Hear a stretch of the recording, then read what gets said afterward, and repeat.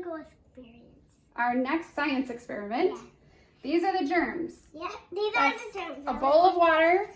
With a cup of tea. And the pepper represents the germs. Yeah, watch me, guys. So this is what happens. Do just a little bit more. Okay, that's good. This is what happens when you touch germs. Jackson, put your finger in. Now what? They're all over your finger, right? Yeah. And your hand. Look at that. Okay, now this is soap. Nope. Put that finger in the soap.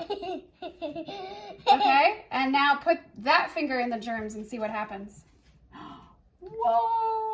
They all ran away, right? Yeah. Look at that. They run away from that soap. Now you try, Mom. Much better. See, now I only have a couple germs versus you. You've got germs all over you. Can I do it? No, say goodbye to everybody.